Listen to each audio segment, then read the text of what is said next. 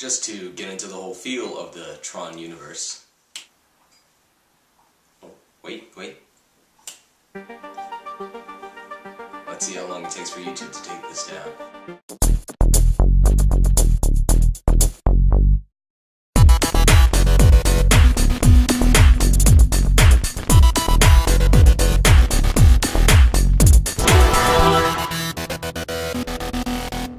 So Tron Legacy is about Sam Flynn, the son of Kevin Flynn, who mysteriously disappeared a few years ago, in the 1980s, and so Sam is still curious about his father's disappearance. I mean, who wouldn't be? It's 20 years later, never heard from him.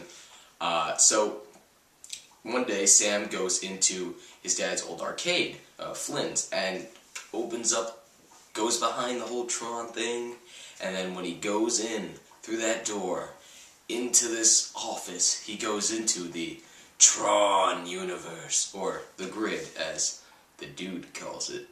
So Sam reunites with his father once again, and then the two join together to defeat the evil Jeff Bridges' Clue in order to save the... not really save the grid, because they're not doing that this time. This time...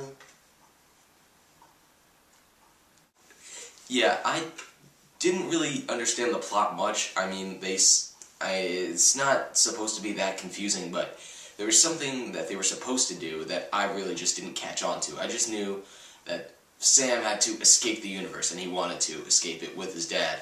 But, you know, problems happen. Oh, I forgot to mention, Olivia Wilde's in this.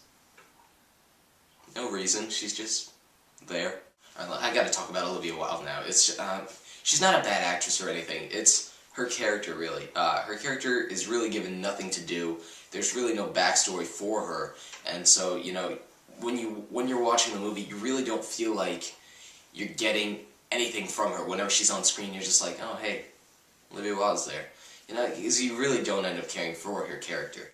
Now, Tron Legacy has got a lot of problems, but, you know, I chose to ignore those things because I just wanted to sit back, relax, have a good time with the 3D movie, and I did, don't worry. It's just that, there were some things that still stuck out to me. One of those things is that not much of it made sense to me. I mean, I understood the whole, like, grid universe and all that, but there were some things that they brought up, they tried to make explanations for, they tried to make them all techie and smart, that I couldn't really get. I don't know, it might make it confusing for others. I mean, like I said, it's not supposed to be that confusing. I feel like an idiot for being confused by Tron Legacy, but still. I mean, I just wish they had done a better job at explaining some of those minor things, like why they had to defeat Clue in the first place, besides wanting to get out of the universe. There was something with DNA that I just didn't really understand. Another thing I didn't like was that they stretched this movie out for way too long. I mean, 2 hours and 20 minutes is a long time, especially for a movie like this. This movie's supposed to be fun and adventure that shouldn't be more than an hour and 40 minutes, or 50 minutes even. I mean, but seriously, they dragged this out for too long. I know they could have cut out at least 30 minutes of that movie because a lot of it was pointless dialogue, because I didn't go into this movie to hear people talk. I wanted to see this movie for the visuals. And the visuals, they delivered, but still, really, you can't have such a long movie like this. The conversations that you're having aren't really all that interesting, and some of your characters aren't really that interesting either. But, you know, because to be honest with you, the only character who actually had some emotion in this, two characters I thought, were Jeff Bridges and his son. Now, I forgot his son's name, and I'm sorry for that, but I'll put his name as an annotation. The actor who plays the son.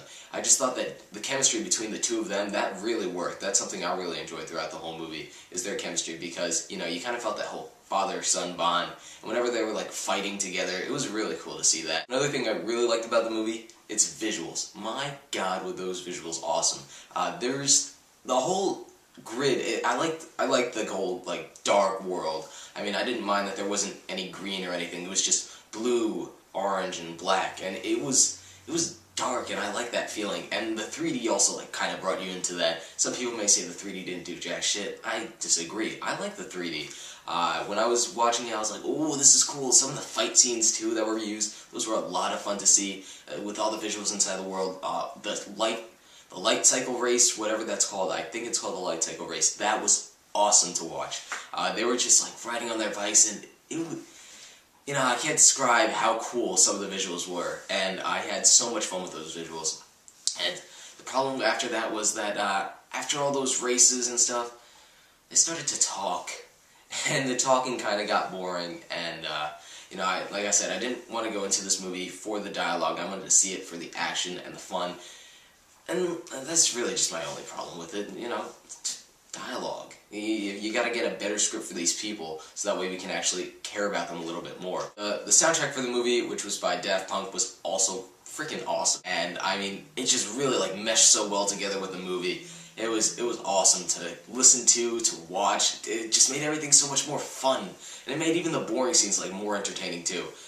This is something everybody is going to agree with.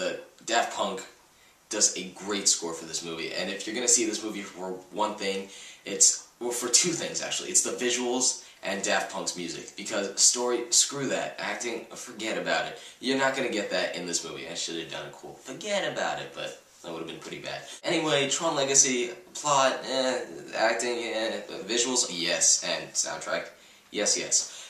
Go see the movie. It's 3 out of 4 stars from me, because it's just a hell of a lot of fun to watch. You can maybe take a few potty breaks every now and then. You don't really have to listen to most of it, unless you really want to pay attention, but this is the kind of movie that you should have to pay attention to all that much.